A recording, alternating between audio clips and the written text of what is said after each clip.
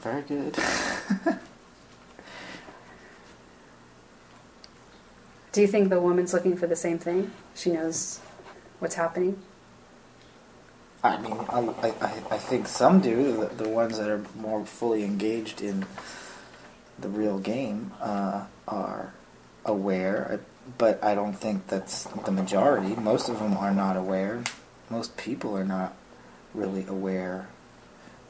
You know, most people are just kind of bumbling through and wandering around bumping into things along the way. So when you go home with one of these women and you fuck them, have you ever actually liked one? Honest. Not really. Very, very... I think out of... It's actually 9, not 6. But, I just called it a 6-pack because it was... Nobody has a 9-pack. Anyway, out of them there was only one that was even worth, you know, a conversation. The rest of them were just completely objectified. They all, of course, wanted me, though. I think it's kind of bad. So, I mean, you have to be careful with when you do that, because when you're playing on people's deepest thing, because you're going after their most deep-seated thing, whatever it is.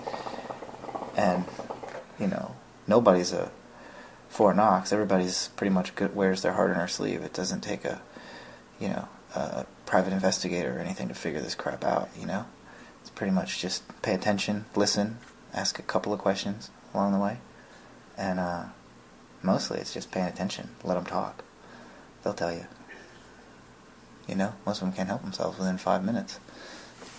So... So you'd say that the guy that listens, also that's a big part of empathizing with her and getting her into bed. Oh, and back to the stripper thing. If another trick is, well,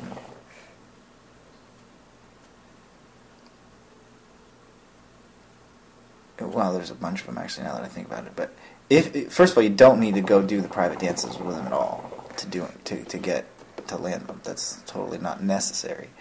And you know, and you don't even have to go up to the dance poles and put any money up there at all. You just can sit at the bar. It's actually more tactful to just sit at the bar and not be running all over the place being stupid, you know? That said, if you do go get a private dance, one of the better moves is to... they're always gonna try to talk you into 2 or 3 or whatever, as many as they possibly can. It's never, because they're trying to make money. Right, they get paid per song,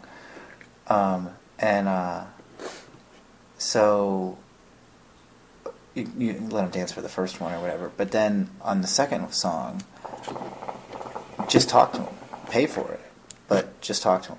Say no, just sit down and talk to me. And be like, I gotta charge you. I know. You know what I mean? And what does that do?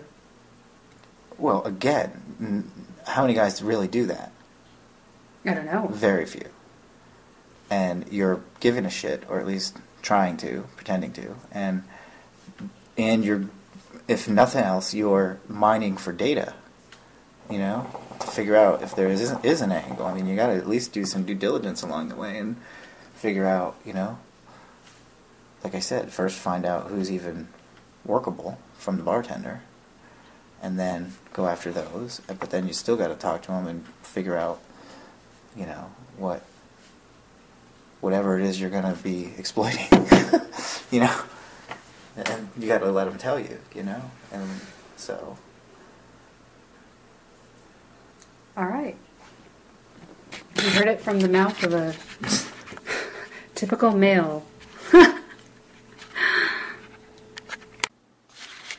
Well, you heard it straight from the guy. One of them, anyway. Thanks for listening. If you liked what you heard, disagree with what you heard, if what you heard is the best thing ever, please leave a comment.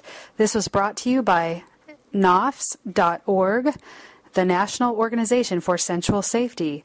Go to nofss.org and sign up for continual updates and podcasts like this one.